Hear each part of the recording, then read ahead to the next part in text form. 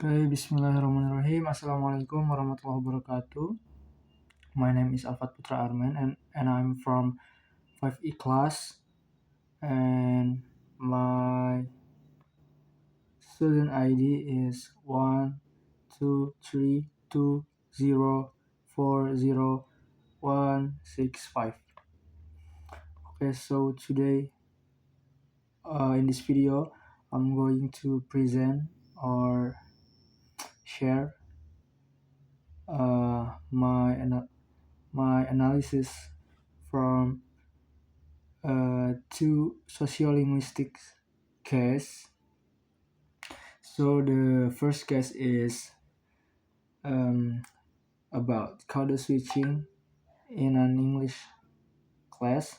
So code switching and translanguaging in an English class. And then the second case is language and identity in a multilingual school.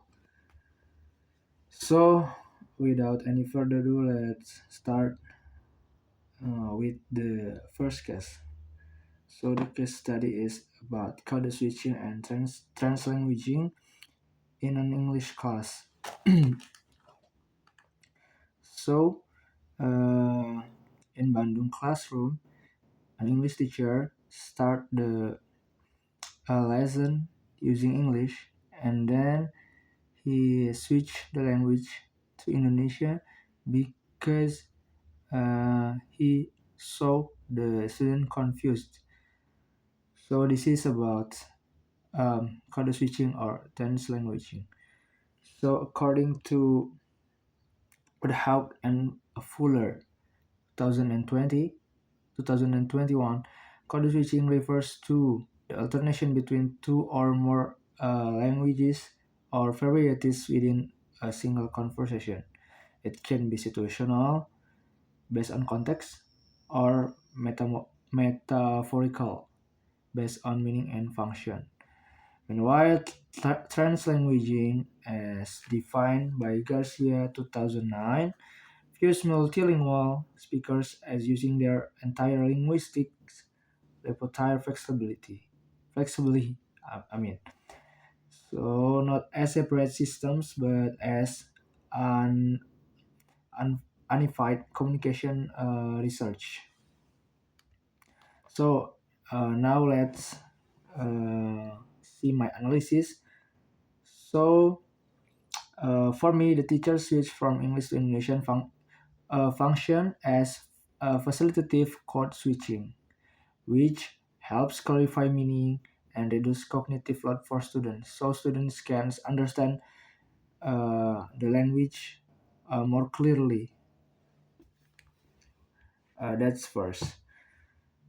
So this pedagogical choice supports, code switching supports comprehensible input, especially in English for foreign language, where English exposure is limited. Like in Indonesian, it's English. It's not. I mean, it's not everyday language. So Indonesian people using bahasa Indonesia to speak or their traditional language, like Sundanese in West Java and in Central Java and East Java, they speak Javanese. So code switching support comprehensible input in AFL. So this is also allowing them to negotiate understanding collaboratively. Rather than assign weakness, this linguistic fluidity reflects a strategic learning process. So I think this is can be positive. Then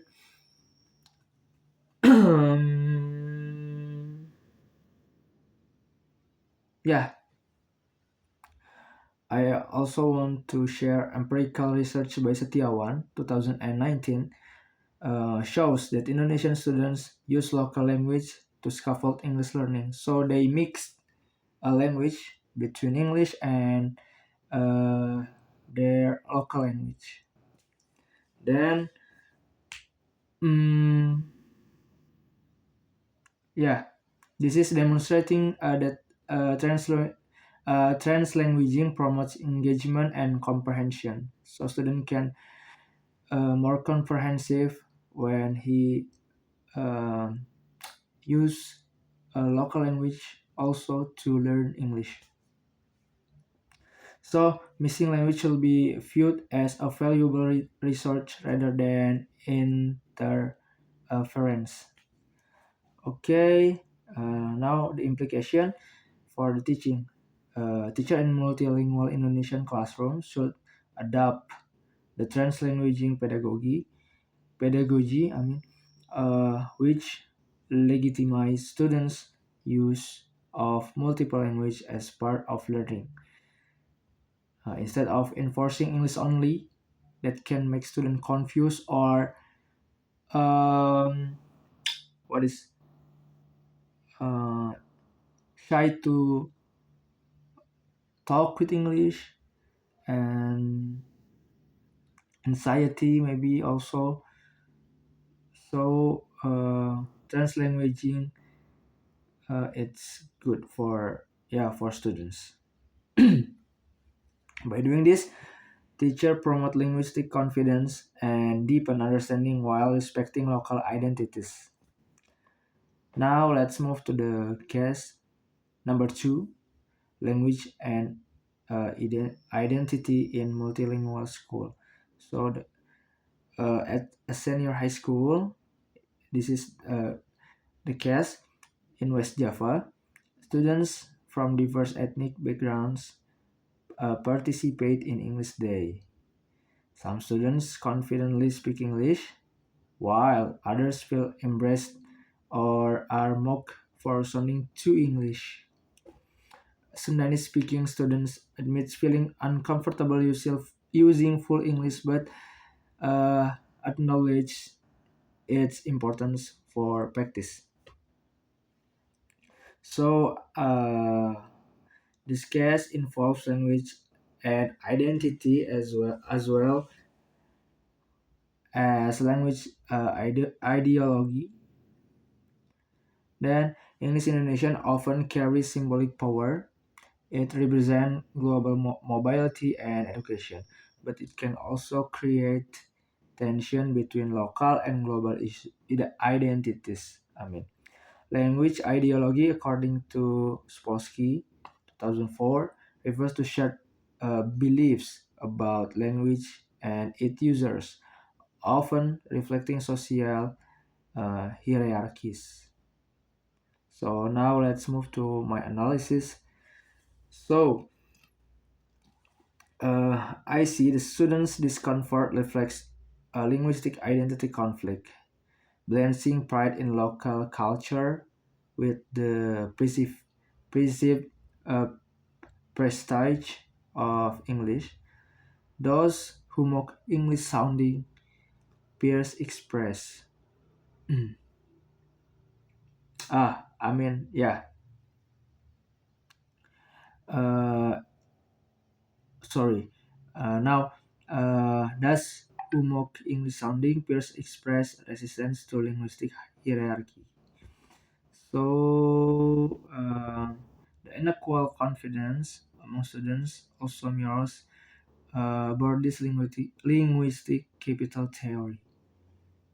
So, empirical findings from Mustafa 2021 highlight similar dynamics in Indonesian schools, where students' motivations to learn English is influenced by identity, peer perception, and language ideology.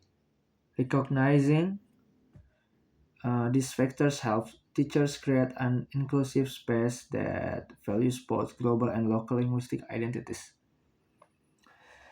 Now, the implication for teaching: teachers should promote inclusive multilingual identities by acknowledging students' diverse linguistic backgrounds as assets, not barriers.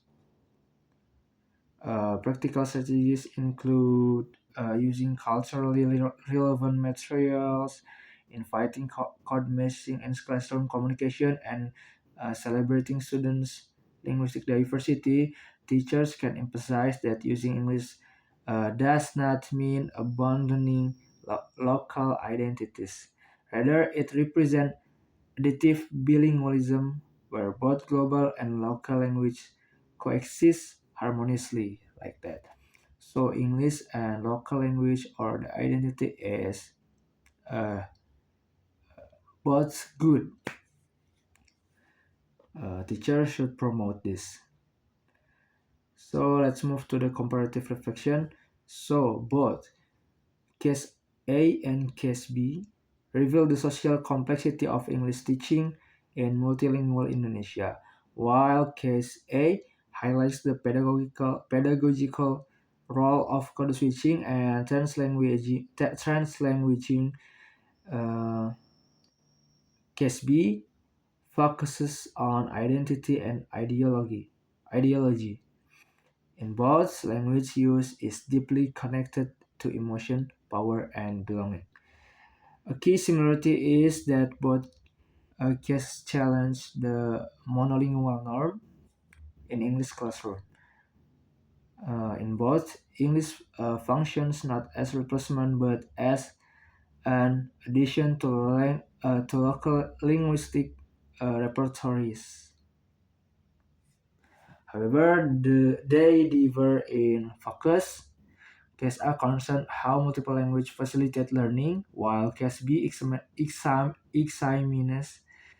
examines how language attitude shape participation. Together, they suggest that effective English foreign language teaching in Indonesia requires not only linguistic competence but also sociolinguistic sensitivity. I mean, so uh, we now I want to share my conclusion. So, in concluding, in to wrap this, understanding sociolinguistic realities such as code switching, translanguaging, and language identity is crucial for English teachers in Indonesia.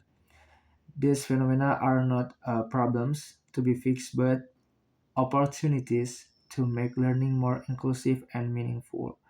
Teachers who embrace multilingualism empower students to use all their linguistic resources confidently, for fostering both communicative competence and cultural pride.